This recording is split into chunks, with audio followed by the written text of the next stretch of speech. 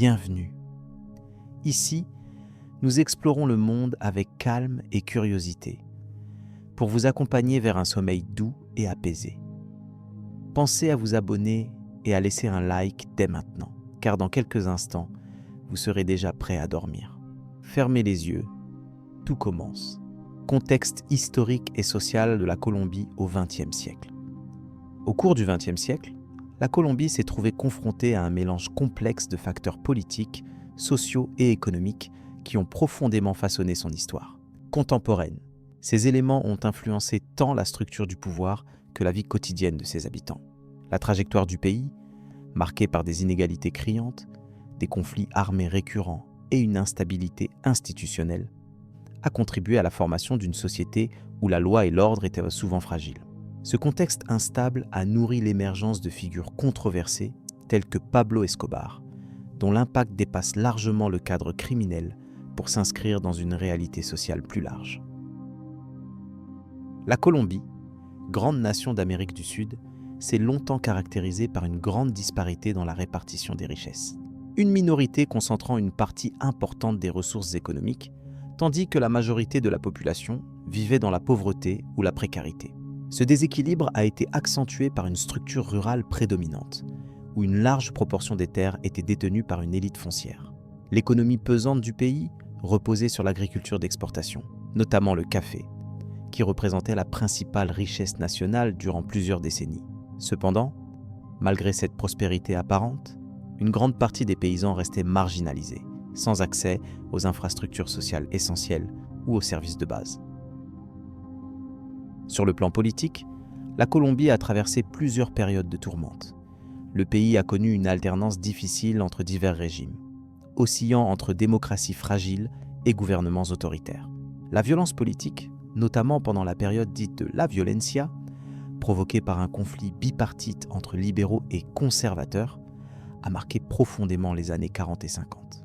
Ce conflit sanglant a engendré des milliers de morts et un climat général de peur et d'insécurité. Cet environnement a affaibli les institutions et renforcé le rôle de groupes armés et de milices locales qui, par la suite, deviendront des acteurs importants dans le paysage colombien. L'émergence de la guérilla, à travers des organisations telles que les Forces armées révolutionnaires de Colombie, s'inscrit dans cette dynamique d'opposition au pouvoir central et de contestation sociale. Ces groupes ont souvent revendiqué la défense des populations rurales appauvries et la lutte contre les inégalités sociales.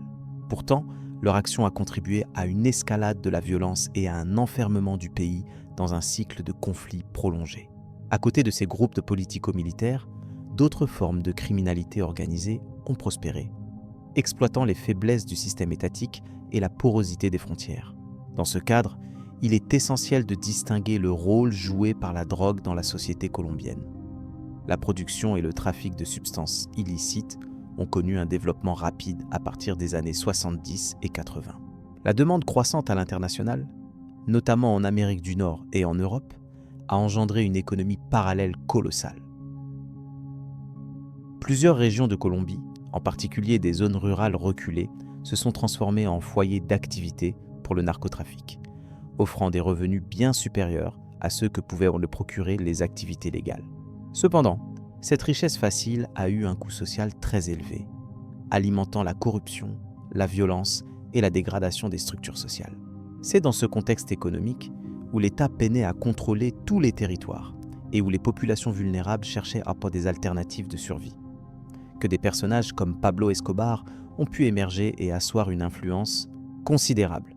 Escobar a su exploiter ses failles, mêlant son activité illégale à une stratégie de relations publiques ambiguë.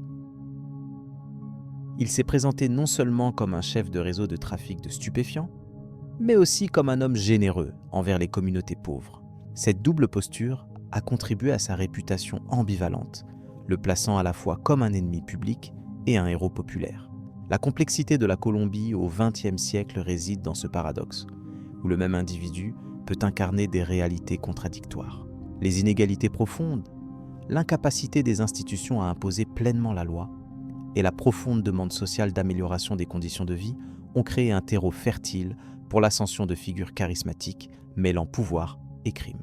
Escobar, à cet égard, n'est pas un phénomène isolé, mais plutôt le produit d'une époque marquée par des tensions intenses entre tradition, modernité, privilèges et marginalité. L'histoire colombienne de cette période doit donc se comprendre dans une perspective globale, prenant en compte les dynamiques économiques, politiques et culturelles qui ont façonné les comportements individuels et collectifs. La légitimité que certains ont accordée à Escobar, malgré ses actes criminels, s'explique par un contexte où la frontière entre le bien et le mal s'est souvent estompée, remplacée par des considérations de survie et d'identité sociale. C'est cette réalité complexe qu'il faut garder à l'esprit pour saisir la portée de l'histoire qui suit. Au-delà des enjeux nationaux, les interactions internationales ont également joué un rôle crucial dans la configuration de la Colombie. L'intervention d'institutions étrangères, la pression des États-Unis exercée dans le cadre de la lutte anti-drogue et les flux migratoires ont contribué à transformer profondément le paysage colombien. L'équilibre fragile entre interdiction et tolérance, coopération et confrontation, a alimenté les stratégies diverses adoptées par l'ensemble des acteurs concernés. Ces influences extérieures ont amplifié à la fois les opportunités et les risques, renforçant la complexité du système colombien.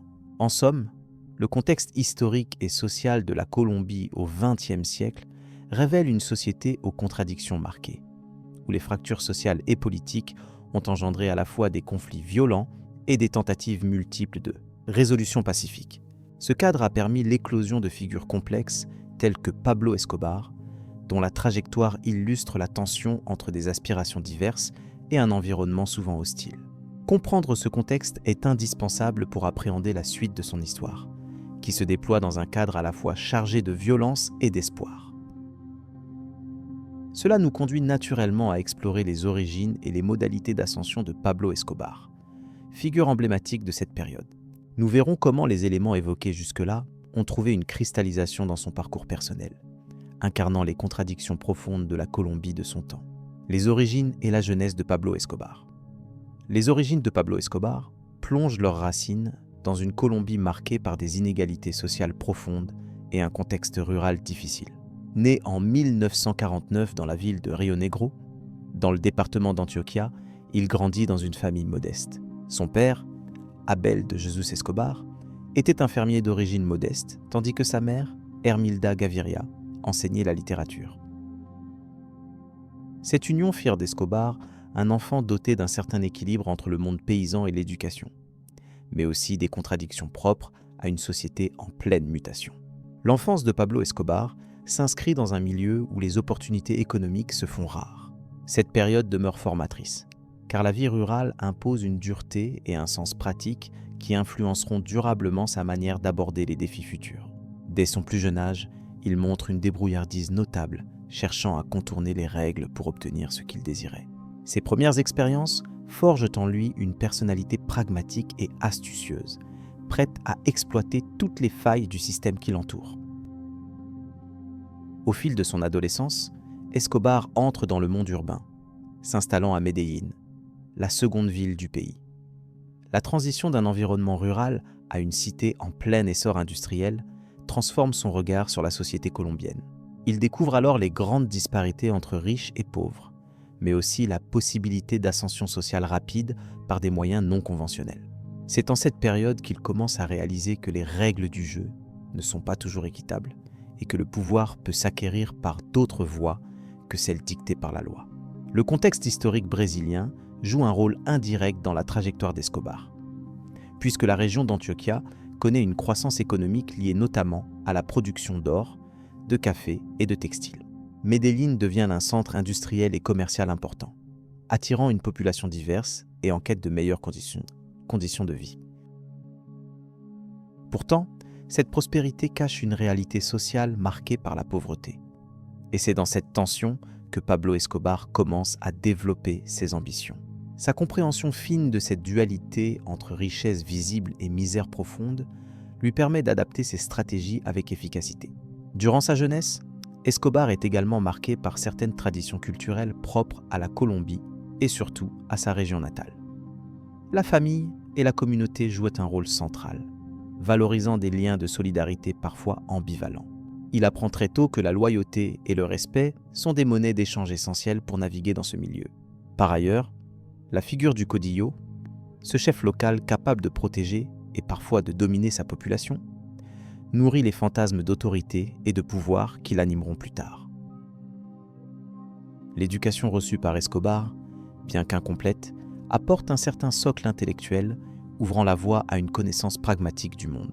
Il ne se borne pas à son environnement immédiat, s'intéressant aux enjeux politiques et économiques qu'il perçoit autour de lui.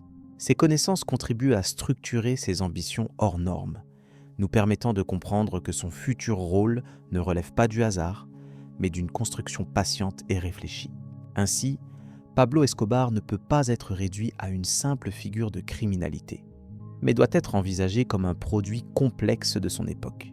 Le parcours scolaire de Pablo, bien que modeste, révèle également une volonté personnelle de transcender son milieu d'origine. Ses résultats en mathématiques et en histoire témoignent d'une capacité à manier des concepts abstraits et à déceler des stratégies de réussite dans un environnement hostile. Cette aptitude intellectuelle s'accompagne d'un charisme naturel qui séduit son entourage et lui permet de tisser un réseau relationnel étendu, prémisse d'une influence future sans précédent. Les amitiés nouées pendant cette période deviendront des alliances fondamentales dans l'évolution de sa carrière. Cependant, malgré ses aptitudes et cette certaine culture, Escobar se confronte très tôt à la violence omniprésente dans les quartiers populaires de Medellín. Les conflits entre bandes rivales, la corruption généralisée et les rivalités politiques façonnent un climat social tendu. Cette réalité impose une nécessité d'adaptation rapide et une pratique du pouvoir souvent brutale. Ces conditions expliquent en partie le recours d'Escobar à la coercition et au chantage dans la phase ultérieure de sa vie, en réponse aux règles informelles d'un système où la loi officielle ne garantit pas la sécurité ni la justice. Les premiers emplois qu'il occupe témoignent d'une recherche active de moyens pour améliorer sa condition. Il occupe des postes modestes, parfois à la limite de la légalité, expérimentant différents secteurs à la fois économiques et illégaux. Cette diversité d'activités lui fournit une connaissance approfondie des circuits, du marché noir et des mécanismes de corruption, ainsi qu'une capacité à manipuler des situations complexes à son avantage. Loin d'être un simple délinquant isolé, Pablo développe une aptitude stratégique à se positionner efficacement dans l'économie parallèle. Au niveau familial, le personnage d'Escobar demeure ambivalent. Sa mère reste une figure tutélaire, incarnant la morale et la culture, tandis que son père joue un rôle plus discret. Cette dualité reflète les tensions internes qui marqueront toute son existence, entre respect des valeurs traditionnelles et volonté de rupture radicale avec l'ordre établi. Les souvenirs de cette période démontrent que Pablo Escobar, malgré ses actes ultérieurs, conserve un attachement puissant à ses racines et à son identité régionale, ce qui contribuera à forger son image complexe. Une autre dimension clé de sa jeunesse réside dans les liens qu'il entretient avec le milieu politique local. Il s'investit dans le soutien à certains élus et s'exerce aux pratiques du pouvoir. Cette expérience politique, quoique modeste, lui fournit des outils pour manipuler à la fois les institutions et les populations. Elle souligne également son habileté à s'insérer dans des réseaux d'influence qui dépasseront bientôt les frontières de Medellín. Les débuts de son engagement témoignent d'une réflexion consciente sur le rôle qu'il souhaite jouer dans la société colombienne. Les années qui suivent révèlent également l'importance croissante des mythes et légendes propres au folklore local qu'Escobar s'approprie. Ces récits, souvent liés à des figures populaires qui défient l'autorité centrale, trouvent un écho dans son projet personnel. Il se forge ainsi une identité mêlant contraintes sociales et rébellion, proposant une lecture du pouvoir à la fois traditionnelle et subversive. Cette dimension symbolique viendra renforcer son image auprès des populations marginalisées, qui le verront tour à tour comme un garant de justice ou un tyran. Par ailleurs, l'analyse de ses premières incartades dans le commerce illégal met en lumière une phase d'apprentissage pragmatique. Il expérimente différentes filières, notamment la vente de cigarettes de contrebande, ce qui lui permet de comprendre les dynamiques du marché parallèle.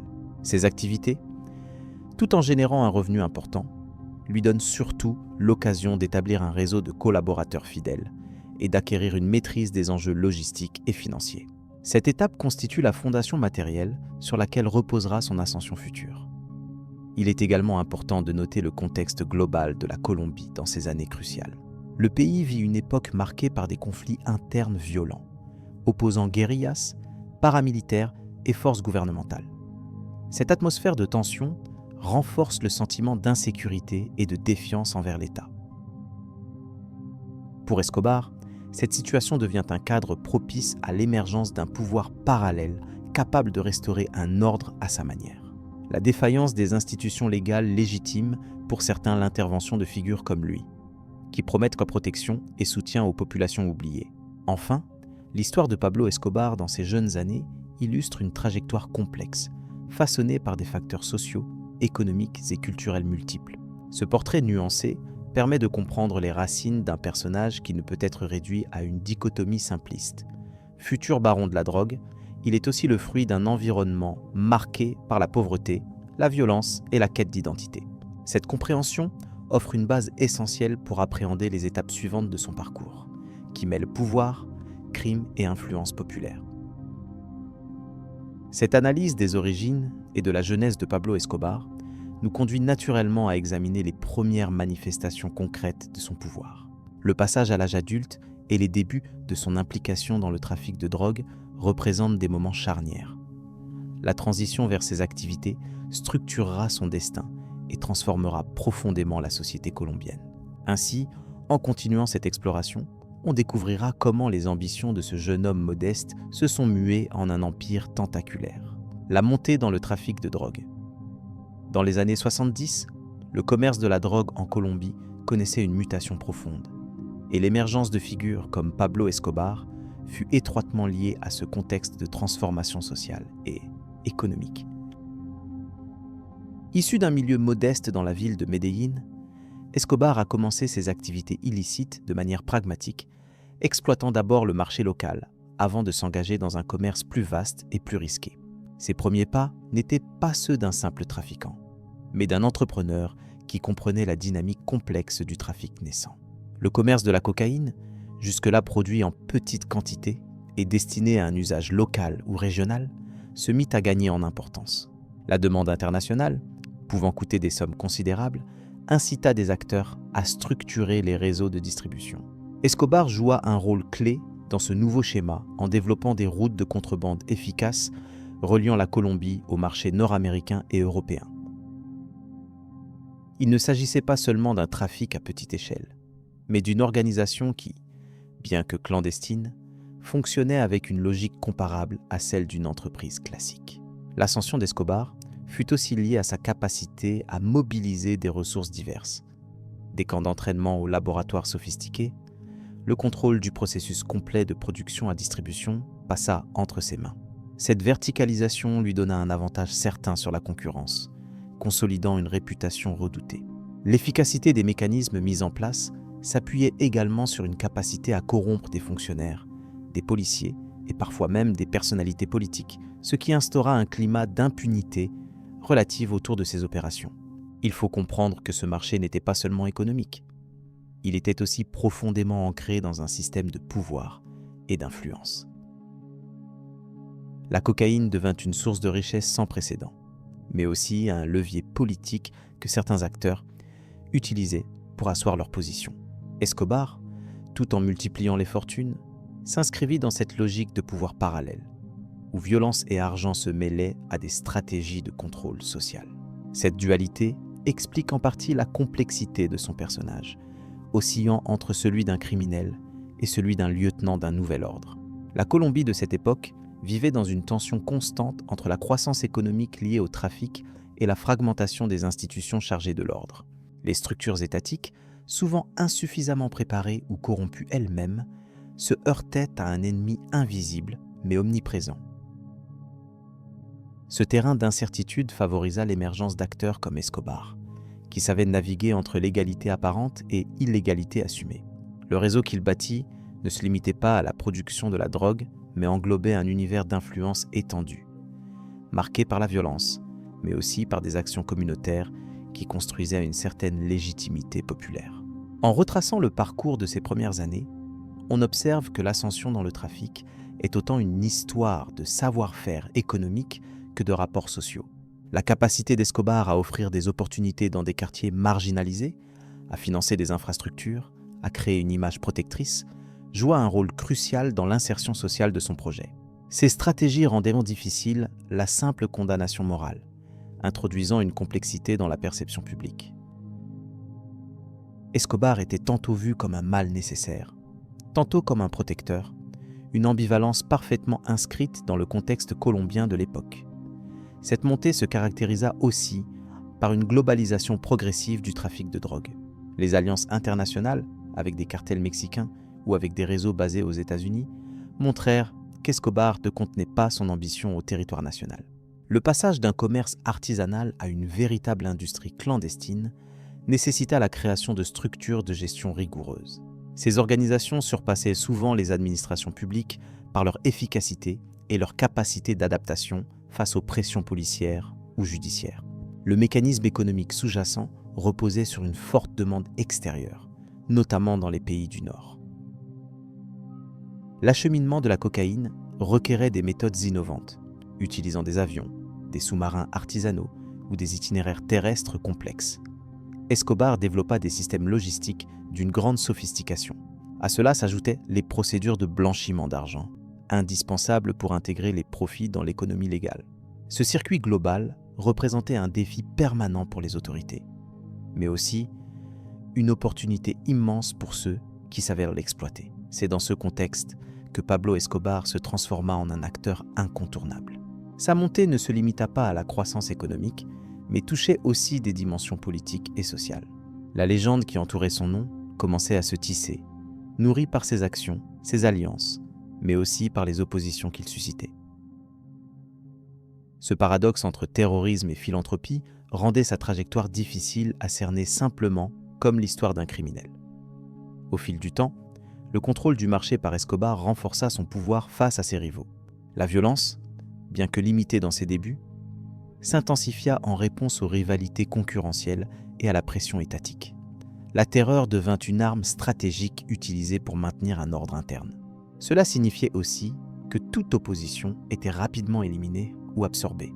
La force d'Escobar résidait dans cette combinaison d'intelligence économique et de brutalité politique, doublée d'une capacité exceptionnelle à s'adapter aux circonstances. Un aspect souvent méconnu est l'ampleur de la mobilisation communautaire orchestrée par Escobar. Dans certains quartiers défavorisés, il finança la construction de logements, d'écoles ou d'infrastructures publiques, devenant ainsi une figure de protection locale. Ce rôle de mécène lui permit d'asseoir une base populaire importante, assurant une certaine forme d'immunité sociale contre la répression. Cette double posture illustre bien la complexité du modèle d'autorité qu'il déployait, oscillant entre violence et générosité calculée. Par ailleurs, la montée dans le trafic permit d'engager des milliers de personnes dans une économie parallèle aux ressorts multiples. Artisans, transporteurs, techniciens de laboratoire, chaque maillon renforçait le système.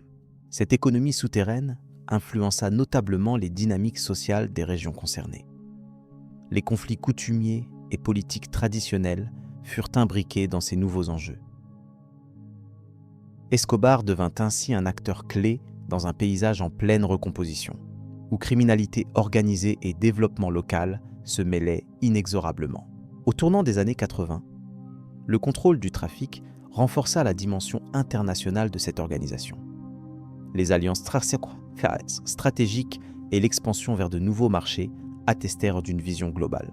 Cette sophistication rendit également la tâche des forces de l'ordre plus complexe, face à un adversaire mieux structuré et mieux financé. La capacité à intégrer des innovations technologiques et logistiques traduisait une montée en puissance continue. Ce nouvel horizon du trafic offrait à Escobar une influence croissante tant au niveau national qu'international. Il est également important d'évoquer l'impact socio-politique de cette montée, car le pouvoir construit par Escobar n'était pas uniquement économique ou violent. Il influença les arènes politiques, cherchant à obtenir une reconnaissance légale et une légitimité politique. Cette tentative d'institutionnalisation du pouvoir criminel permit d'ouvrir de nouvelles voies dans le conflit qui opposa l'État au cartel. Comprendre cette stratégie éclaire les motivations profondes derrière les ambitions d'Escobar et le contexte dans lequel se développa son empire. Cette période marque donc une transition majeure dans l'histoire du trafic de cocaïne, où l'individu Pablo Escobar devient une figure représentative des transformations profondes qui affectent la Colombie. Entre la montée en puissance économique, l'instauration d'un pouvoir parallèle et la gestion de l'image publique, ce parcours illustre les dynamiques complexes qui rendent difficile une lecture univoque de son rôle. C'est dans ce cadre que la suite de cette analyse développera les conséquences de cette ascension sur la société colombienne et sur le jeu politique régional. L'organisation et la structure du cartel de Medellín. L'étude de l'organisation et de la structure du cartel de Medellín révèle une complexité remarquable dans la manière dont Pablo Escobar sut bâtir et maintenir un empire criminel aux ramifications internationales. Dès ses débuts, cette organisation n'était pas simplement un groupe de trafiquants improvisés, mais une entreprise structurée avec des hiérarchies précises et des rôles définis. Escobar, en tant que chef incontesté, construisit une machine capable de gérer efficacement le trafic de drogue, ainsi que les ressources nécessaires pour assurer la sécurité et la propagation de ses activités. Le cartel de Medellín opéra principalement dans les années 70 et 80, période durant laquelle le commerce mondial de la cocaïne se déploya à grande échelle. La coca cultivée en Colombie était transformée en drogue pure exportée vers les marchés américains et européens. La stratégie d'Escobar consista à contrôler toutes les étapes de la chaîne, de la production à la distribution, en passant par le blanchiment de capitaux. Cette verticalité assurait non seulement un contrôle affermi sur la qualité et les quantités expédiées, mais aussi sur les profits générés. La structure interne du cartel fut organisée selon plusieurs strates clés. Au sommet, Escobar dirigeait les décisions stratégiques et les alliances politiques. Sous lui, une zone de gestion comprenait des lieutenants chargés des différentes zones géographiques et des branches opérationnelles, notamment la sécurité, les communications et la logistique. Ces responsables coordonnaient le transport de la drogue depuis les laboratoires jusqu'au point de transit offshore, notamment aux Antilles, avant que les cargaisons ne rejoignent les consommateurs finaux. Un aspect fondamental fut la capacité à manœuvrer dans un environnement politique souvent hostile. Escobar investit considérablement dans la corruption et le terrorisme, en payant des pots de vin à plusieurs niveaux de pouvoir et en usant de la violence pour éliminer les opposants. Ce double usage de carottes et de bâtons permit au cartel de maintenir son influence dans les sphères gouvernementales et policières. Par ailleurs, cette approche alimenta les débats sur la frontière morale entre justice et criminalité dans la société colombienne. La logistique déployée par le cartel se révéla particulièrement innovante. Afin d'éviter les interceptions accrues, Escobar et ses associés développèrent des systèmes complexes de dissimulation et multiplièrent les voies maritimes, aériennes et terrestres. Les avions à faible altitude, les sous-marins artisanaux et les réseaux routiers étendus permirent de diffuser la drogue sur plusieurs continents. Le contrôle strict de ces itinéraires assurait une régularité et une efficacité qui impressionnèrent fort même les autorités internationales. En parallèle, la dimension économique du cartel dépassa largement la simple vente de drogue. Escobar utilisa les vastes profits pour investir dans des secteurs légaux et semi-légaux, allant de l'immobilier à l'exploitation minière. Ces placements servirent à blanchir l'argent et à renforcer la mainmise sociale du cartel dans certaines régions. La population locale, touchée par la misère, percevait parfois Escobar comme un bienfaiteur, grâce à ses œuvres de charité et sa construction d'écoles ou de centres communautaires, ce qui accrut sa popularité et son aura populaire. Cette stratégie de double visage, à la fois criminelle et sociale, contribua à ce que l'image de Pablo Escobar devienne ambivalente. Tandis que les médias internationaux le montraient comme un dangereux narcotrafiquant, une part importante des Colombiens le voyait comme un héros du peuple, un acteur capable d'apporter un changement matériel dans un pays en proie à l'instabilité. Cette dualité ne fut jamais claire ni figée, mais elle joua un rôle crucial dans la pérennité du cartel pendant plusieurs années. Les enjeux politiques engendrés par la puissance du cartel de Medellín eurent un impact direct sur la Colombie et au-delà. Le gouvernement colombien dut affronter une crise institutionnelle, avec des forces de l'ordre souvent dépassées par l'ampleur des activités illégales. Les États-Unis, grands consommateurs de cocaïne, mirent en place des politiques anti-drogue intensives, soutenant les autorités locales par des moyens financiers et matériels. Toutefois, la résistance et l'adaptabilité du cartel prolongèrent le conflit, renforçant une dynamique de violence endémique. Il est important de noter que la résistance au sein du cartel manifestaient aussi des tensions internes. Différents chefs se disputaient la direction ou cherchaient à s'affranchir de l'autorité d'Escobar. Ces rivalités générèrent parfois des confrontations violentes, mais ne menèrent pas à une dissolution rapide de l'organisation. La sophistication des méthodes employées et la discipline imposée contribuèrent à la cohésion du groupe, au moins jusqu'au milieu des années 90. Enfin, la structure du cartel fut marquée par une volonté de confidentialité et de contrôle absolu sur l'information. Escobar imposa des protocoles rigoureux pour limiter les fuites et subvertir les enquêtes. Les communications étaient protégées par des réseaux cryptés ou des codes spécifiques. Cette organisation secrète renforça la difficulté pour les forces de l'ordre de démanteler l'appareil, malgré les multiples arrestations et assassinats liés au cartel. Ainsi, l'analyse de l'organisation du cartel de Medellín met en lumière un mécanisme efficient et redoutablement adapté aux conditions géopolitiques de son temps. L'alliance de la criminalité, de la stratégie économique et des manœuvres politiques fit de cette institution un acteur majeur et complexe du trafic mondial de drogue. Cette histoire, entre phénomènes sociaux et enjeux internationaux, prépare le terrain pour comprendre l'évolution ultérieure de la guerre contre les narcotiques et l'influence persistante qu'eut Pablo Escobar sur son pays et le monde. Cette exploration de la structure et des méthodes du cartel invite à poursuivre la réflexion sur les conséquences humaines et sociétales de cette organisation. Le récit des événements futurs montrera comment cette puissance s'est confrontée aux forces de la loi et aux mutations internes qui l'ont marquée, amorçant ainsi une nouvelle phase de cet épisode complexe de l'histoire colombienne. Les stratégies de pouvoir et les alliances politiques. Dès le milieu des années 1970, Escobar a compris l'importance d'établir des connexions avec des fonctionnaires et politiciens susceptibles de faciliter son expansion. Il a souvent employé la technique du financement direct des campagnes électorales et des œuvres sociales, ce qui lui conférait une forme d'immunité de fait. Dans plusieurs cas, ces apports ont permis à des élus locaux ou nationaux de voir leurs initiatives soutenues, créant ainsi un réseau d'obligations réciproques. Par exemple, certains dirigeants régionaux bénéficiaient d'un soutien financier discret, ce qui renforçait la tolérance aux opérations de son cartel sur leur territoire. Ce rapport triangulaire entre la criminalité organisée, le pouvoir politique et la société civile illustre une réalité bien plus nuancée que la simple opposition entre État et hors-la-loi. Escobar incarne cette tension permanente, oscillant entre le rôle d'ennemi public et celui d'acteur quasi incontournable dans les dynamiques locales. Il ne s'agissait pas uniquement d'éliminer ses adversaires par la violence. Il développait aussi des stratégies d'intégration par le clientélisme. Dans plusieurs quartiers pauvres de Medellín, il finançait des infrastructures, des écoles et des activités culturelles, engrangeant une popularité qui dépassait largement le cadre de ses crimes. Ces actions, loin d'être uniquement philanthropiques, servaient à cimenter un statut quasi paternaliste. Elles représentaient un moyen de contrôler la population dans des zones où l'État restait souvent absent ou inefficace. L'autorité de l'homme d'affaires illégal trouvait son appui dans ce que certains chercheurs appellent la légitimité sociale parallèle.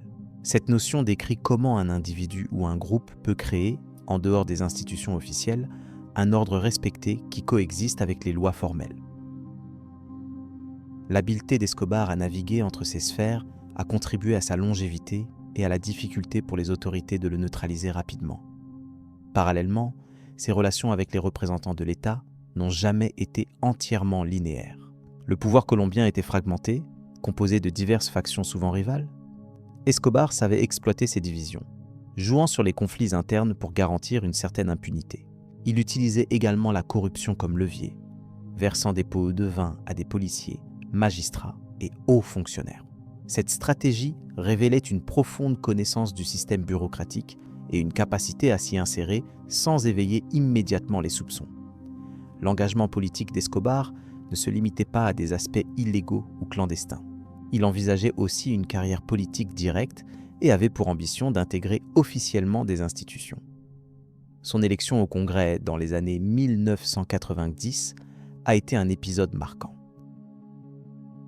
Sa campagne s'appuyait sur un discours populiste et une critique virulente des élites en place, exploitant parfaitement sa popularité parmi les classes défavorisées.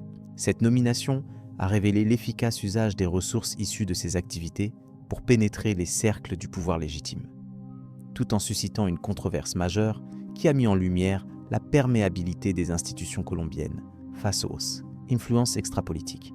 Cependant, son parcours politique a été écourté par la pression internationale et l'opposition interne grandissante. L'image d'un narcotrafiquant devenu législateur suscita une forte résistance, notamment des États-Unis et de certains secteurs colombiens, voyant en lui une menace pour la stabilité démocratique. Cette période souligne paradoxalement la difficile coexistence d'un pouvoir informel et du gouvernement officiel, du fait des réseaux entremêlés que Escobar avait su construire. Son passage au Congrès était autant un moyen de protéger ses intérêts que de tenter de légitimer son influence au travers des mécanismes institutionnels.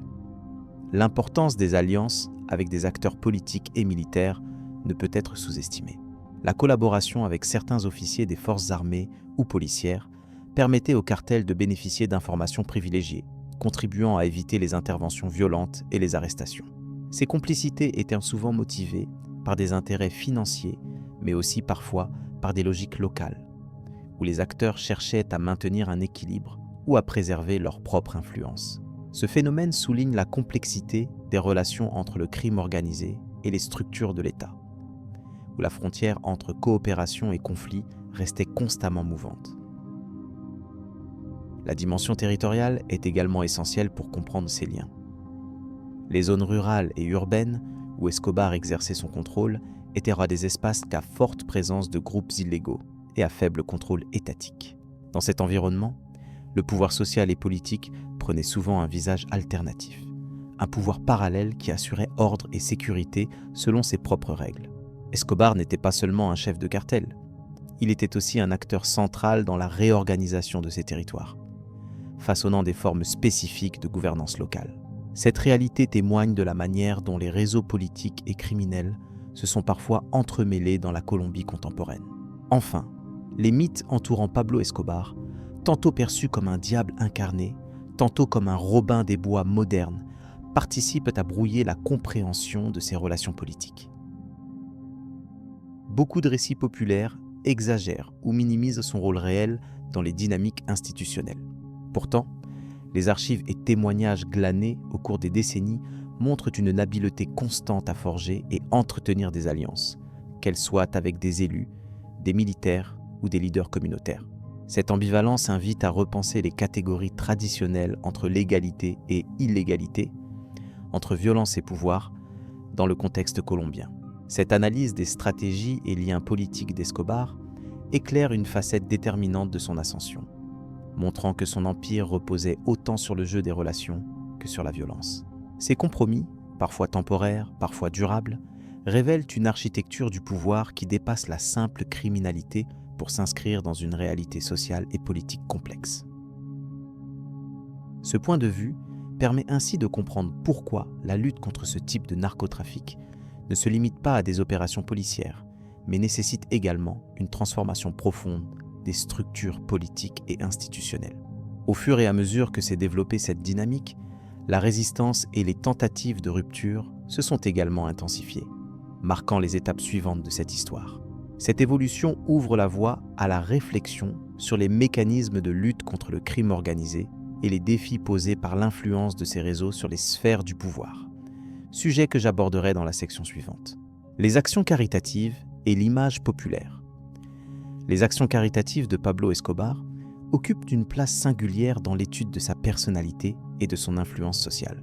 Il est incontestable que, malgré le caractère violent et criminel de ses activités, il a su s'imposer comme une figure populaire dans certaines communautés colombiennes en finançant des projets destinés à améliorer la vie locale. Cette ambivalence entre son rôle de trafiquant de drogue et celui de bienfaiteur social illustre une complexité que l'on rencontre rarement dans l'analyse des personnalités historiques à large impact. Escobar comprenait que pour asseoir son pouvoir et son autorité, il ne suffisait pas de recourir uniquement à la terreur ou à la corruption. Il investissait des sommes importantes dans la construction d'infrastructures publiques. Parmi ses réalisations, on compte la création d'écoles, de terrains de football et d'habitations pour des familles démunies. Ces actions, largement médiatisées et visibles, ont contribué à renforcer son image de protecteur des plus pauvres. Dans des quartiers défavorisés de Médellín, sa présence était perçue comme une source d'espoir et de soutien. Il faut noter que cette stratégie était aussi efficace pour détourner l'attention des forces de l'ordre et des autorités politiques. En s'affichant comme un mécène, Escobar créait une solidarité locale autour de sa personne. Les habitants bénéficiaient de ces améliorations concrètes, ce qui nourrissait un sentiment de gratitude et parfois de loyauté. Longtemps, ce fut un rempart contre la dénonciation auprès des autorités, car dénoncer Escobar pouvait se traduire par une exclusion ou une punition de la communauté elle-même. Sur le plan social, ces donations prenaient souvent la forme d'aides directes. Les plus démunis recevaient parfois de la nourriture ou des biens essentiels. Ces gestes, bien que motivés par des calculs politiques, correspondaient aussi véritablement à une attention pour certains aspects du quotidien. La création de logements, notamment, répondait à une urgence sociale dans une ville où l'exode rural avait favorisé l'émergence de zones pauvres aux infrastructures limitées. Ces habitats, construits rapidement et souvent dans le cadre d'un système informel, représentaient un premier pas vers une amélioration des conditions de vie. Cet aspect philanthropique a suscité des débats nombreux parmi les historiens et sociologues. Certains voient dans ces actions une tentative délibérée de manipuler l'opinion publique et d'instaurer un pouvoir parallèle au détriment des institutions légales. D'autres estiment que, indépendamment de la source des fonds, l'impact concret sur certaines populations reste indéniable. Le dilemme posé est donc celui de la coexistence entre d'une part la violence et les crimes commis, et d'autre part l'apport tangible à des communautés marginalisées. Par ailleurs, le culte de la personnalité autour d'Escobar s'est nourri de récits populaires parfois exagérés. La tradition orale, notamment dans les quartiers où il agissait, a amplifié certains gestes, jusqu'à mythifier son rôle. On raconte qu'il intervenait fréquemment pour régler des conflits locaux, ce qui consolide son image paternaliste. Ce mythe du caïd généreux s'inscrit dans une culture colombienne où les figures fortes ont souvent combiné pouvoir et bienveillance à leur manière. Il est aussi important de replacer ces actions dans un contexte historique marqué par une grande instabilité politique et économique. Dans les années 80, la Colombie affrontait des défis majeurs liés à la pauvreté, l'insécurité et la corruption. Le vide laissé par un État souvent défaillant créait un terreau favorable à l'émergence de leaders non officiels. En ce sens, Escobar n'a pas simplement comblé un manque matériel. Il a occupé un vide institutionnel, offrant aux populations locales un réseau de protection et de ressources auxquels l'État ne pouvait répondre. La relation entre Escobar et le peuple était donc double. D'un côté, ses méthodes oppressives et ses violences étaient une réalité constante et dramatique. De l'autre, les aides apportées formaient un contrepoint plus complexe, suscitant une certaine admiration, ou au moins une ambivalence. Cet équilibre précaire rend la figure d'Escobar difficile à catégoriser simplement. Elle reflète un phénomène social dans lequel le crime organisé peut, paradoxalement, devenir une source de structuration locale face à l'absence d'alternatives viables. Cette ambivalence éclaire en outre les mécanismes de pouvoir et de contrôle social dans des zones marginalisées. La politique de générosité d'Escobar fonctionnait non seulement comme stratégie de légitimation, mais aussi comme outil de cohésion. En rassemblant une population autour de ses œuvres, il consolidait son statut et limitait la contestation. Cela montre comment le rôle de chef de gang dépasse souvent la seule sphère de la criminalité pour s'étendre à une véritable gouvernance parallèle. Il convient de souligner que ces pratiques ont nourri une controverse durable sur la mémoire d'Escobar en Colombie. Si certains continuent à le voir comme un héros local, symbole d'une lutte contre un système perçu comme inégalitaire, d'autres le considèrent avant tout comme un criminel responsable de nombreuses souffrances. Cette polarisation témoigne d'un héritage social complexe où la frontière entre bienfaiteur et tyran est ténue. Dans le domaine des infrastructures sociales, Escobar a également œuvré à la construction d'équipements de santé, bien que de manière moins médiatisée que les écoles ou logements.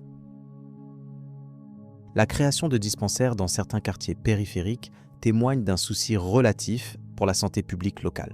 Néanmoins, ces actions restaient largement instrumentalisées pour asseoir son contrôle territorial, plutôt que motivées par une politique sanitaire cohérente et durable.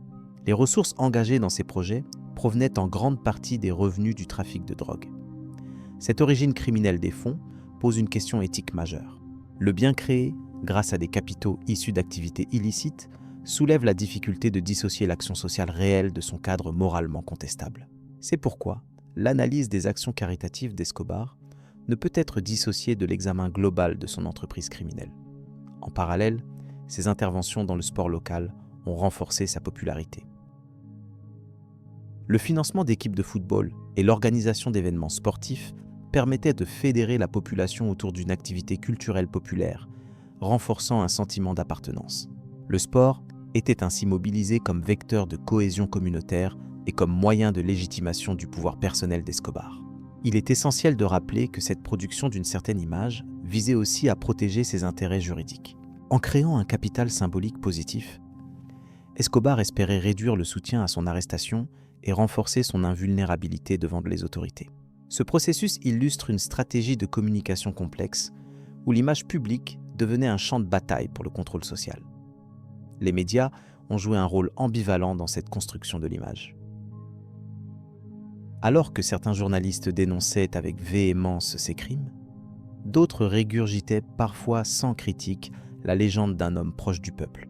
Cette dualité reflète les tensions au sein de la société colombienne sur la façon d'appréhender la figure d'Escobar, mêlant fascination, peur et admiration. En définitive, les actions caritatives de Pablo Escobar doivent être comprises comme une composante d'un système plus vaste où l'argent, la violence et l'image publique s'entremêlent. Elles révèlent les contradictions d'une société confrontée à l'émergence d'un modèle de pouvoir hybride, capable de combiner criminalité et protection sociale au sein d'un même acteur. Cette analyse prépare à comprendre comment, dans la continuité de ses stratégies sociales, Escobar a su s'implanter durablement dans certains milieux tout en alimentant des disparités. Cette perspective ouvre la voie à l'exploration des conséquences sociales et politiques de cette ambivalence, qui sera développée dans la suite de cet exposé. La violence et les conflits avec l'État. La montée de la violence en Colombie a profondément marqué les années durant lesquelles Pablo Escobar exerçait son influence. Cette période se caractérise par une confrontation directe entre le cartel de Medellín, dirigé par Escobar, et les forces de l'ordre, dans un contexte où l'État tentait de reprendre le contrôle de son territoire face à une organisation criminelle de plus en plus puissante. Il est essentiel d'aborder ces événements avec rigueur, en évitant toute dramatisation inutile, pour comprendre les conséquences sur la société colombienne et la complexité du phénomène. Les débuts des affrontements violents coïncident avec l'ampleur croissante des activités illégales du cartel, principalement le trafic de cocaïne vers les marchés internationaux.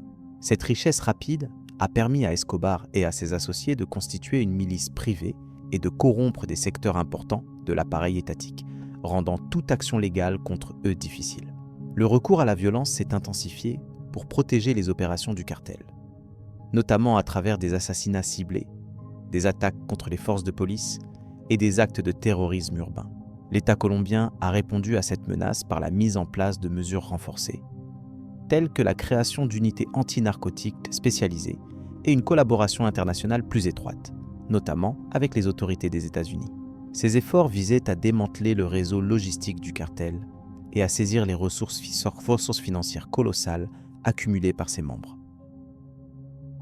Cependant, la frontière entre la lutte contre le crime organisé et le respect des droits fondamentaux a souvent été difficile à maintenir, exacerbant la méfiance de la population envers certaines institutions.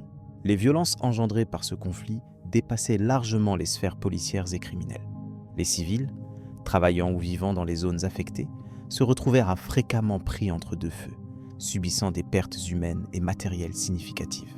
Des quartiers entiers ont connu des dévastations. Et de nombreux témoins rapportent une atmosphère de peur omniprésente durant ces années. La société colombienne a dû faire face à ce climat d'insécurité tout en essayant de préserver sa cohésion. Un aspect souvent négligé dans l'étude de cette période est le poids des mythes et des légendes façonnés autour de cette violence. La figure d'Escobar est entourée de récits qui mêlent faits, exagérations et interprétations symboliques, reflétant des tensions profondes entre images de pourfendeurs de la justice sociale et celles de criminels impitoyables. Ce double visage a contribué à une perception ambivalente du personnage au sein de la population, un point crucial pour saisir les dynamiques sociales en jeu.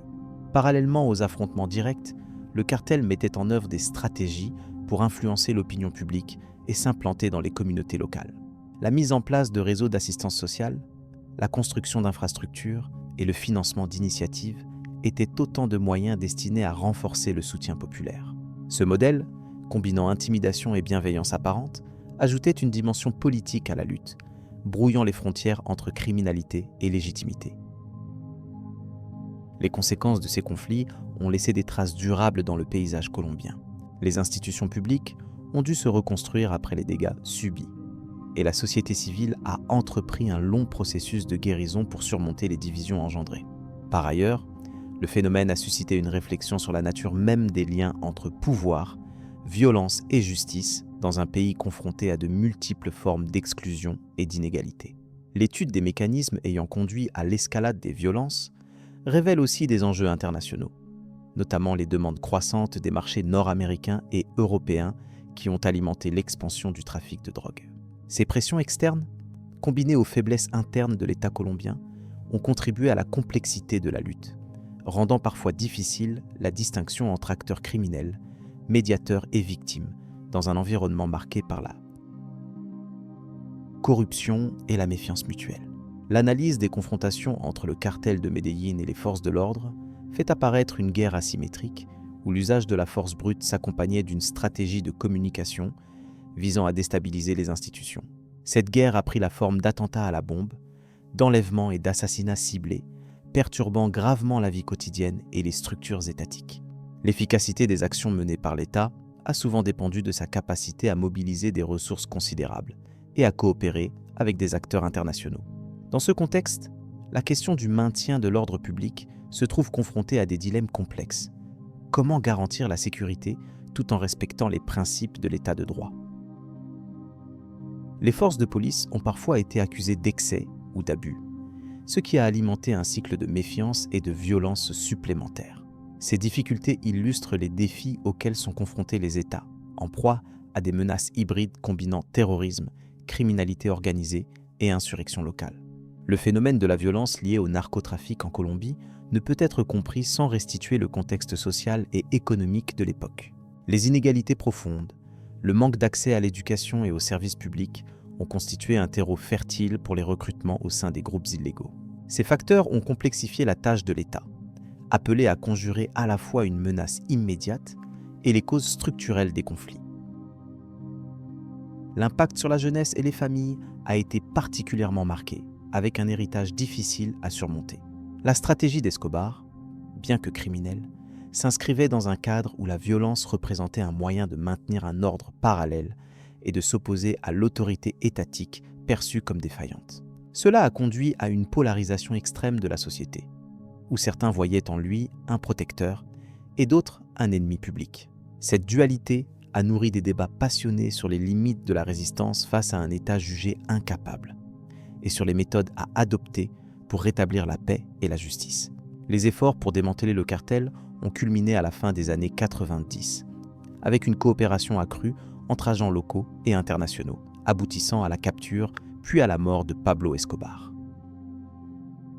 Cette phase finale a été marquée par une intensification des opérations militaires et une volonté politique renouvelée de mettre fin à cette période de violence.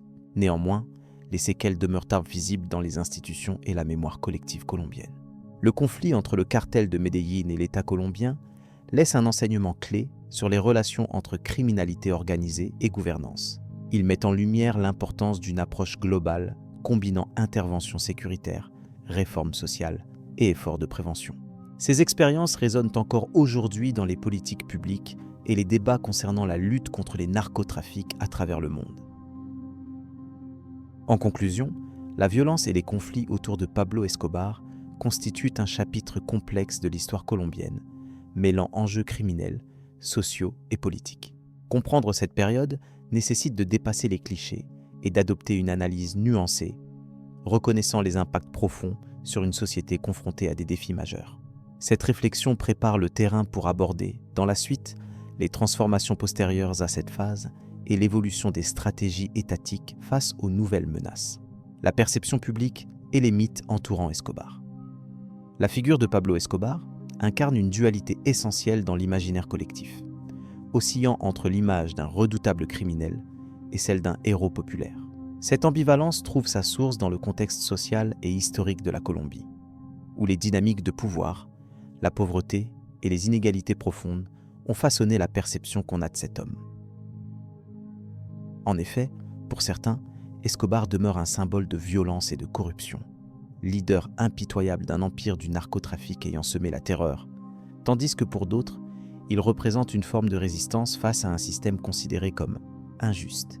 Le mythe autour d'Escobar tire aussi sa force des récits populaires qui ont circulé durant les années d'ascension de son influence. Ces histoires mettent en avant ses actions de charité dans les quartiers déshérités, où il finançait la construction d'écoles et de terrains de sport, offrant ainsi une aide concrète à des populations marginalisées. Ce contraste avec son rôle criminel contribue à créer un personnage complexe, parfois perçu comme un Robin des Bois moderne, un homme qui redistribuait une partie de ses richesses malgré la brutalité de ses méthodes. Cette image a été largement alimentée par les médias locaux et les traditions orales, renforçant un sentiment d'admiration mêlé de peur. La construction du mythe s'appuie également sur les mécanismes culturels propres à la Colombie, où les figures violentes sont souvent intégrées dans un continuum narratif comprenant des héros folkloriques et des anti-héros. Escobar s'inscrit dans cette lignée, tenant une place ambiguë dans la mémoire collective, à la croisée d'une fascination pour le pouvoir acquis par la force et d'une critique implicite des institutions. La culture populaire a amplifié cette dualité à travers la musique, le théâtre et plus récemment la télévision, où son histoire est racontée avec des nuances qui oscillent entre la condamnation et la légende. Il convient aussi de considérer l'environnement politique et social dans lequel s'est développée la figure d'Escobar. La Colombie des années 80 et 90 était marquée par un contexte de crise, où les structures étatiques peinaient à contrôler l'influence grandissante des cartels. Ce vide de pouvoir a permis à Escobar de s'imposer comme un acteur incontournable. Sa capacité à entretenir des liens à la fois violents et généreux avec diverses couches sociales a contribué à la complexification de son image. Ainsi, pour une partie de la population, il incarnait une forme de justice parallèle, s'opposant à une classe politique perçue comme corrompue. Le contraste entre l'homme privé et la figure publique contribue également à alimenter le mythe. Escobar était à la fois un chef de cartel brutal et un homme attaché à sa famille, sa vie privée étant jalonnée de gestes de dévotion envers ses proches. Cette dimension personnelle, relativement peu visible dans les récits mythifiés, offre une perspective supplémentaire permettant de comprendre comment une figure aussi controversée a pu susciter un certain respect dans certaines communautés. Elle souligne les contradictions inhérentes à sa personnalité et à son parcours. La dimension internationale de la figure d'Escobar influence aussi la manière dont il est perçu localement. Alors que les autorités et les médias étrangers le présentent comme un terroriste et un narcotrafiquant sans scrupules, une partie de la population colombienne continue à le voir comme un homme qui a su défier l'ordre établi, même si ses actes ont entraîné des conséquences dramatiques. Cette opposition reflète un clivage global entre une vision morale universelle et les réalités spécifiques d'un pays en proie à de nombreux défis socio-économiques et politiques. Par ailleurs, la persistance des mythes autour d'Escobar est nourrie par la mémoire collective, souvent sélective, qui oublie ou minimise les crimes pour mettre en avant certaines actions. Cette construction sélective de la mémoire répond à un besoin de symboles forts, servant à expliquer des périodes d'instabilité et de violence. Elle trouve aussi écho dans les désirs inconscients d'héroïsme et de justice, parfois déformés par le prisme des croyances populaires et des légendes urbaines qui circulent dans les milieux concernés. Il est également pertinent de mentionner l'impact des représentations médiatiques contemporaines sur la figure d'Escobar. Les séries télévisées et documentaires ont contribué à populariser son histoire à une échelle mondiale, tout en participant à sa mythification. La manière dont ces productions ont mis en lumière les aspects humains et les stratégies organisationnelles de son cartel a complexifié l'image traditionnelle du méchant, sans pour autant effacer la gravité des actes commis.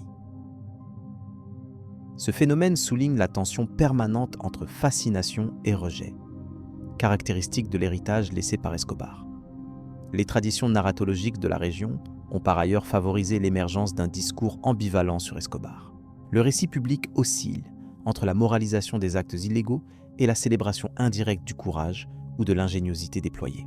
Cette tension se manifeste dans des formes variées de folklore urbain et rural, où Escobar apparaît tantôt comme un homme ordinaire entreprenant, tantôt comme une figure quasi mythologique dotée d'un pouvoir extraordinaire. La circulation de ces récits participe à la pérennisation des mythes qui sont réinterprétés à chaque génération. Enfin, il est crucial de prendre en compte l'héritage socio-culturel que laisse Escobar dans la Colombie contemporaine. Cette figure continue de jouer un rôle symbolique dans les débats sur la justice, la pauvreté et le pouvoir. Son histoire sert de référence dans les réflexions sur les causes profondes des phénomènes tels que le narcotrafic et la violence organisée, offrant une expérience singulière d'étude des interactions entre crime, société et culture. Une compréhension nuancée de cette figure doit intégrer ces dimensions multiples afin de dépasser les simplifications et d'éclairer les enjeux actuels. Cette analyse complexe de la perception publique et des mythes autour de Pablo Escobar conduit naturellement à s'interroger sur les conséquences concrètes de cette double image dans la société colombienne et au-delà. Nous pourrons dans la suite examiner comment cette ambivalence influence les attitudes envers la loi, la politique et la mémoire collective, en approfondissant les liens entre histoire, culture et identité. La chute du cartel et la fin d'Escobar. La stratégie principale visant à affaiblir Escobar consistait à s'attaquer à sa structure logistique et financière. Le cartel contrôlait à cette époque une part considérable du marché mondial de la cocaïne, ce qui lui assurait des ressources immenses pour corrompre, intimider et éliminer ses opposants. Ainsi, isoler Escobar nécessitait de couper ses canaux de financement et de rendre inefficace son réseau d'influence au sein des institutions. Parmi les mesures de prise figurait la mise en place de bases de données pour suivre les flux d'argent et la traque des individus liés au cartel. Escobar, conscient de la menace imminente, multipliait les tentatives pour se protéger et conserver son pouvoir. Il avait recours à un vaste système d'espionnage et employait des groupes armés appelés sicarios pour se défendre contre les forces gouvernementales ainsi que les cartels rivaux. Cependant, malgré cette résistance acharnée, ses défenses s'érodèrent progressivement. La sortie de nombreux informateurs, parfois issus de son propre cercle, permit aux autorités de mieux cerner ses mouvements. Par ailleurs, la pression politique à l'échelle internationale incitait les gouvernements sud-américains à coopérer davantage. L'une des étapes cruciales fut la création du bloc de recherche, une unité spéciale regroupant policiers, militaires et experts internationaux. Cette équipe avait pour objectif principal de localiser et capturer Escobar vivant. Ces opérations impliquaient une surveillance constante des zones rurales et urbaines où le trafiquant pouvait trouver refuge. La clandestinité dont jouissait Escobar devenait ainsi de plus en plus précaire, d'autant que ses déplacements étaient limités par les attaques ciblées lancées contre ses complices et par la perte progressive du contrôle sur certaines régions. Le gouvernement colombien renforçait en parallèle les lois répressives et élargissait les programmes de coopération judiciaire avec les États-Unis. Cette double approche facilitait l'arrestation puis l'extradition de membres importants du cartel. La prise de Medellín, ville symbolique pour l'empire du trafic, fut également un coup dur pour Escobar, qui vit son influence diminuer dans des centres urbains stratégiques. En même temps, la population locale, souvent privée de ses effets de bienveillance, commençait à voir ses actions sous un nouveau jour, remettant en question l'image d'homme du peuple associé aux narcotrafiquants. Malgré une résistance farouche, Escobar fut finalement localisé dans une maison à Medellín au début du mois de décembre 1993.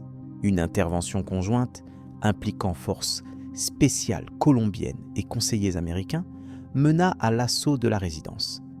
Dans cette fusillade, Escobar trouva la mort, mettant ainsi un terme brutal à son règne. Sa disparition provoqua un choc à la fois dans le pays et à travers le monde, marquant la fin de l'ère du cartel de Medellín et l'ouverture d'une nouvelle phase dans la lutte contre le trafic de drogue. Il est important de noter que cette fin ne signifia pas pour autant le retrait complet du narcotrafic en Colombie.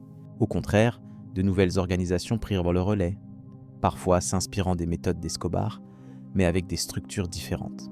Les forces de l'ordre et les gouvernements durent donc adapter leur stratégie pour répondre à ces évolutions. Cependant, la chute d'Escobar fit l'objet d'un consensus international, suggérant que même les empires les plus puissants peuvent s'effondrer sous la pression combinée des autorités et de la société civile. Enfin, cette histoire soulève des réflexions sur la complexité des figures telles que Pablo Escobar. Entre ses actes criminels et ses tentatives localisées de redistribuer des ressources aux pauvres, il reste une figure controversée. L'impact de son existence a laissé des traces profondes dans la culture et la mémoire collective de la Colombie, où se mêlent désormais les récits de violence, de pouvoir et de survie. Cette période tumultueuse montre que la lutte contre le crime organisé demande une action coordonnée et un engagement durable à tous les niveaux de la société. Après ces événements, la Colombie entama un processus de reconstruction, réformant ses institutions et renforçant sa coopération régionale. Ce parcours difficile continue d'influencer les politiques actuelles de lutte antidrogue et sert de leçon sur les enjeux liés à la criminalité transnationale. La fin d'Escobar ouvre ainsi la voie à une nouvelle compréhension des défis auxquels sont confrontés les États et les communautés dans la lutte pour la justice et la sécurité. L'impact durable sur la Colombie contemporaine. L'influence du règne de Pablo Escobar sur la Colombie contemporaine se manifeste dans plusieurs domaines clés qui façonnent encore aujourd'hui la société, l'économie et la politique du pays. Son empire de la drogue, bien qu'effondré il y a plusieurs décennies, a laissé des traces indélébiles, tant dans les structures institutionnelles que dans les dynamiques sociales. Le poids de cette histoire se lit dans une mémoire collective souvent douloureuse, mais aussi complexe. Sur le plan social, l'ascension d'Escobar a profondément fragmenté la société colombienne. Alors que ses activités illégales entraînaient une violence extrême, il se présentait aussi comme un bienfaiteur pour certains quartiers pauvres. De cette ambivalence est née une image contrastée où le narcotrafiquant est à la fois détesté et admiré. Un homme qui a suscité peur et espoir simultanément. Ce paradoxe persiste encore, alimentant débats et recherches sociologiques. L'économie colombienne, quant à elle, a subi des chocs majeurs sous l'ère d'Escobar. Les flux financiers engendrés par le trafic de cocaïne ont introduit des montants colossaux d'argent non régulés, renforçant certains secteurs tout en corrompant d'autres. Ce cycle a freiné le développement durable et a contribué à des déséquilibres importants, ralentissant la mise en place d'une économie structurée. La lutte pour rétablir une économie saine reste un défi heurté. Du point de vue politique, les conséquences sont tout aussi lourdes. Les tentatives répétées pour contrôler Escobar ont révélé des faiblesses institutionnelles, marquées par la corruption et le manque de coordination entre différentes autorités. Ces difficultés ont nourri un climat d'instabilité, entravant profondément l'établissement d'une gouvernance efficace. Cependant, elles ont aussi conduit à des réformes et à une prise de conscience grandissante sur la nécessité de renforcer l'état de droit. Les leçons tirées de cette période critique sont nombreuses et trouvent aujourd'hui une résonance dans les stratégies contemporaines de lutte contre le trafic de drogue. On comprend mieux l'importance d'une approche multidimensionnelle, combinant répression, prévention sociale et développement économique local. Souvent, la politique sécuritaire doit s'accompagner d'efforts visant à réduire la pauvreté et à offrir des alternatives durables aux populations vulnérables. Par ailleurs, l'impact culturel du phénomène Escobar sur la Colombie reste tangible. Il a généré une série de récits populaires, d'œuvres artistiques et même de traditions orales qui illustrent comment un personnage controversé peut marquer plusieurs générations. Ces représentations contribuent à une réflexion collective sur les racines du problème de la drogue et sur les voies possibles de sortie de crise. Il est également intéressant de noter que l'histoire d'Escobar a influencé les perceptions internationales sur la Colombie, souvent associées à la violence et au narcotrafic. Cette image a nui à la réputation du pays, mais a parallèlement stimulé des initiatives diplomatiques et de coopération internationale visant à soutenir la stabilité et la sécurité. Ces actions ont renforcé la position de la Colombie sur la scène mondiale et encouragé des partenariats durables. En termes de justice, l'héritage d'Escobar a poussé à des réformes du système pénal pour mieux répondre aux défis posés par le crime organisé. Des mesures telles que la coopération internationale, L'utilisation de technologies avancées et une plus grande efficacité policière ont été renforcées. Toutefois, la difficulté à éradiquer totalement le trafic souligne l'ampleur et la complexité de ce phénomène global. La mémoire collective colombienne garde aussi une trace des violences subies durant cette période. Les familles des victimes ainsi que les communautés affectées sont devenues des acteurs majeurs dans la demande de vérité et de réparation. Leur engagement rappelle l'importance de la prévention des récidives et de la construction d'une société fondée sur la justice et la paix durable. Enfin, le parcours de Pablo Escobar incarne un avertissement sur les conséquences dévastatrices d'un pouvoir fondé sur l'illégalité et la violence, mais aussi sur les risques d'une admiration construite autour d'une figure controversée. Comprendre cette dualité est fondamental pour que la Colombie puisse avancer vers un avenir plus stable, débarrassé des ombres du passé. Cette analyse de l'héritage d'Escobar invite ainsi à poursuivre l'examen des mécanismes sociaux, économiques et politiques qui permettent d'assurer la sécurité et la prospérité dans un contexte marqué par la résilience et la reconstruction. Elle prépare le terrain pour une réflexion approfondie sur les acteurs contemporains de la lutte anti-drogue, leur rôle et les défis persistants, qui seront abordés dans la suite de cette série, la mémoire et le traitement médiatique posthume.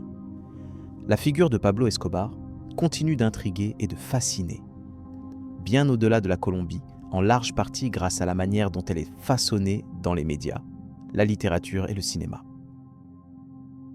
Après sa mort, la représentation de cet homme complexe varie fortement selon les narrateurs et les contextes historiques dans lesquels il est évoqué.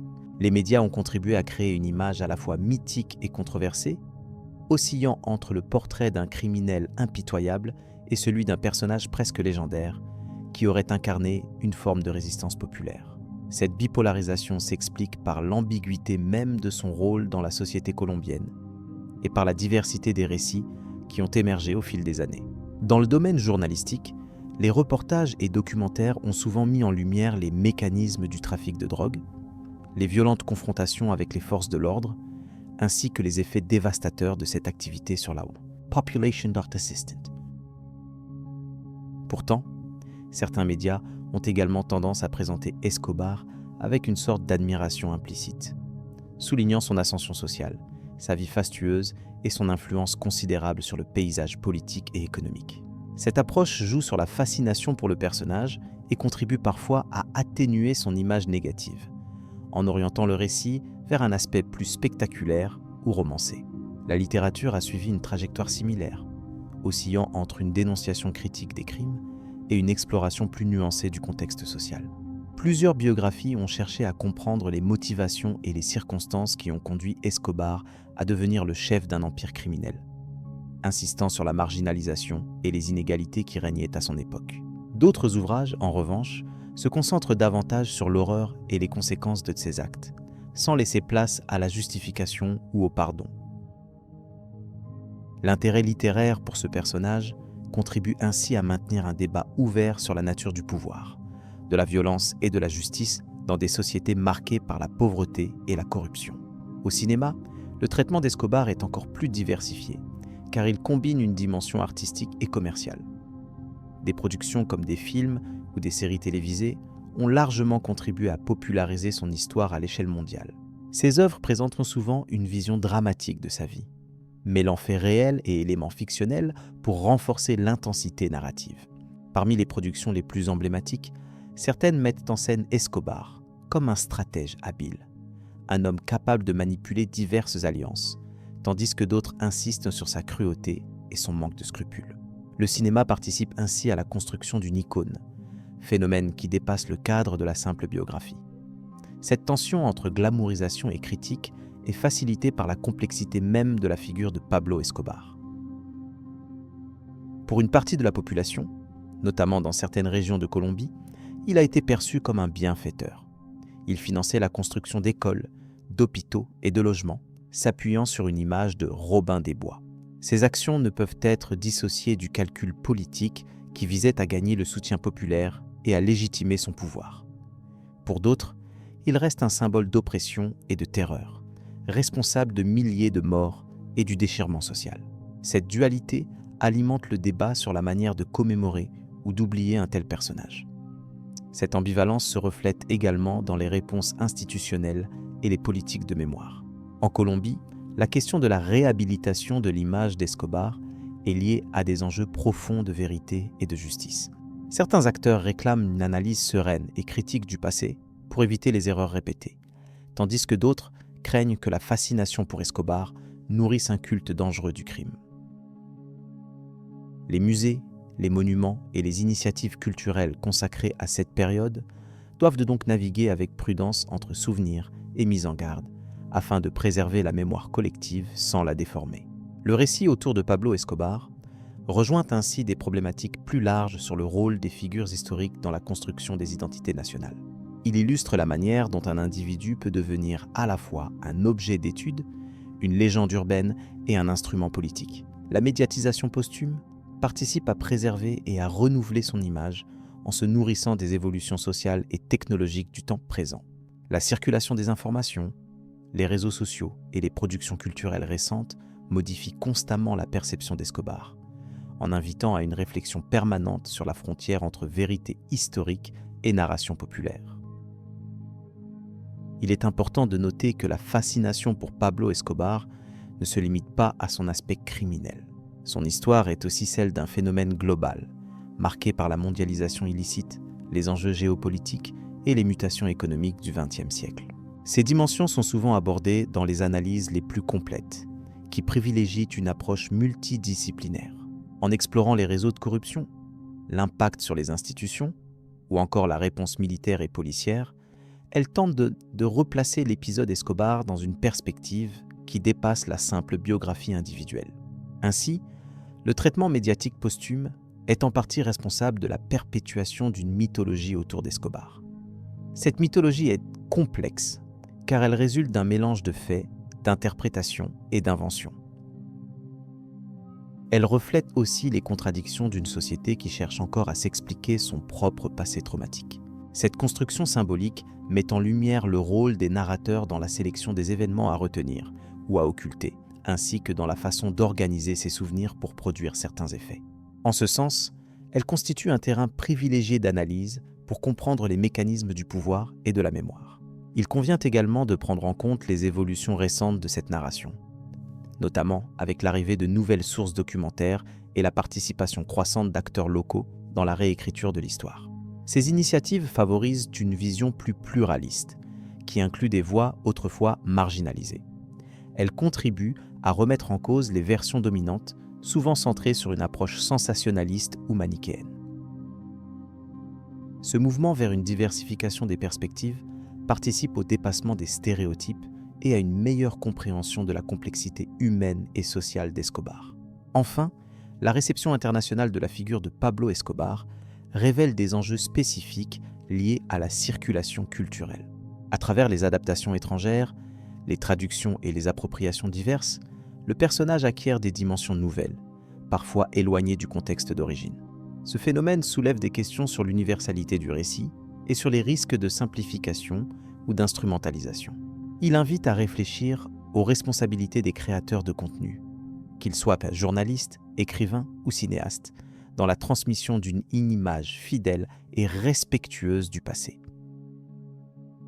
La mémoire collective construite autour d'Escobar est donc un espace dynamique, traversé par des tensions entre le souvenir et l'oubli, la condamnation et la fascination, la vérité et la fiction. Elle montre à quel point les représentations peuvent influencer les perceptions actuelles et futures, ainsi que les pratiques sociales et politiques. Cette analyse ouvre la voie à une réflexion plus large sur le traitement des figures controversées dans l'histoire et sur les conditions d'une médiation responsable, à l'écoute des multiples enjeux en présence.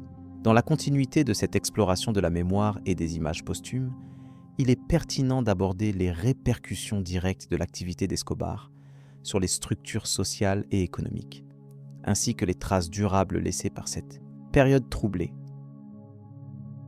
Ces aspects permettent de comprendre non seulement l'homme, mais aussi l'héritage complexe qui accompagne son récit. Réflexion finale sur l'héritage complexe de Pablo Escobar. Au fil des décennies, l'histoire de Pablo Escobar a provoqué des réactions contrastées, oscillant entre condamnation et admiration. Il est crucial de considérer cette figure sous différentes facettes, afin de comprendre pleinement l'ampleur de son influence. Né dans un contexte socio-économique difficile, Escobar a su exploiter les failles du système colombien, bâtissant un empire fondé sur le trafic de stupéfiants. Cette réussite matérielle impressionnante l'a placé à la fois au cœur du pouvoir et en marge de la légalité. L'ascension spectaculaire de cet homme révèle les contradictions d'une société marquée par des inégalités profondes. Escobar a investi une partie de ses revenus dans des projets sociaux, notamment la construction de logements et la création d'infrastructures pour les populations défavorisées. Ces gestes lui ont valu une popularité certaine auprès d'une frange importante de la population, qui voyait en lui un protecteur et un bienfaiteur, contraste saisissant avec la violence qu'il a engendrée. Cependant, il serait réducteur de limiter son image à ce seul paradoxe.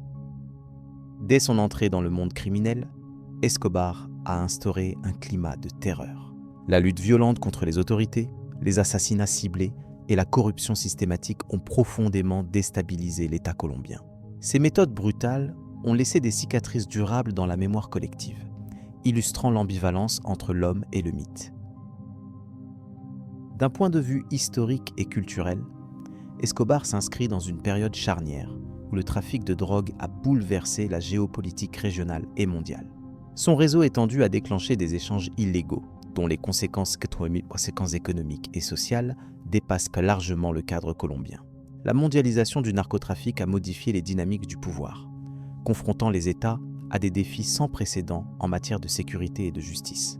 Sur un plan idéologique, la figure d'Escobar interroge la notion de légitimité et de rébellion.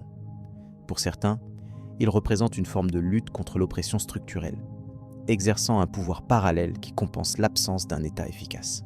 Pour d'autres, il incarne l'incarnation du mal, celui qui capitalise sur la souffrance et le désespoir. Cette ambivalence nourrit les discours populaires et académiques, alimentant une réflexion complexe sur les limites du bien et du mal. Le rôle des médias dans la construction de ce personnage est également significatif. Dès les premières années de son empire, Escobar a su manipuler son image, utilisant différents moyens pour apparaître comme un homme accessible et généreux, tout en dissimulant ses activités criminelles. Cette stratégie de communication a contribué à forger une légende qui dépasse la réalité, influençant les perceptions internationales. En outre, le phénomène Escobar s'inscrit dans un contexte culturel où les héros populaires émergent souvent de situations marginales. Le récit de cet homme, capable d'amasser fortune et pouvoir malgré son origine modeste, rencontre un écho qui dépasse la simple criminalité. Il résonne avec des traditions orales et sociales ancrées, où la figure du rebelle se mêle au mythe du sauveur local, complexe à démêler. Cette complexité se manifeste également dans le traitement judiciaire et politique de l'affaire. La lutte contre Escobar et le cartel de Medellín a mobilisé d'importantes ressources étatiques et internationales, illustrant les tensions entre souveraineté nationale et coopération globale. Les méthodes employées ont soulevé des questions éthiques sur le maintien de l'ordre dans un contexte de guerre non déclarée. L'impact économique de son empire ne peut être ignoré. Bien que fondé sur le trafic illégal, le capital généré a eu des répercussions sur certains secteurs, stimulant une économie parallèle qui a parfois servi de relais à des investissements licites. Cette double lecture démontre l'étendue de l'emprise qu'un individu peut avoir sur différentes strates sociales. Par ailleurs, la postérité d'Escobar est marquée par une résurgence culturelle permanente. Films, séries, ouvrages et documentaires contribuent à perpétuer sa mémoire, souvent au risque de banaliser ou de glamouriser ses actes. Ce phénomène interpelle sur les responsabilités liées à la représentation médiatique et son influence sur les générations futures. Sur le plan humain, il importe également de considérer la dimension familiale et personnelle. La vie d'Escobar n'a pas été uniquement définie par ses activités criminelles. Elle a été marquée par des relations complexes, des choix douloureux et des conséquences pour ceux qui l'entouraient. Comprendre cet aspect permet d'approcher avec davantage de nuances une figure largement stéréotypée. Enfin, penser à Escobar revient à contempler un moment particulier de l'histoire colombienne où la corruption, la violence et la pauvreté se sont entremêlées de manière dramatique. Son héritage, à la fois condamnable et fascinant, fait partie intégrante des débats sur le développement social, la justice et la mémoire collective. Cette dualité invite à une réflexion approfondie, au-delà des images simplifiées, sur les causes et les conséquences d'un phénomène aussi complexe. Dans cette perspective, l'histoire de Pablo Escobar ne se résume pas à un jugement moral. Elle constitue une invitation à comprendre les dynamiques sociales et politiques d'une époque, l'interaction entre individus et structures, ainsi que les mécanismes qui alimentent la célébrité et la criminalité. Cette analyse modérée éclaire les zones d'ombre et de lumière d'un récit qui demeure pertinent pour notre compréhension du monde contemporain. Au terme de cet exposé, il apparaît essentiel de maintenir une distance critique, en reconnaissant les multiples dimensions qui composent ce personnage hors du commun. Cette approche apaisée favorise une meilleure appréhension des enjeux liés à l'histoire colombienne, permettant d'envisager des pistes de réflexion et d'action pour les générations à venir. Une continuation sereine de cette exploration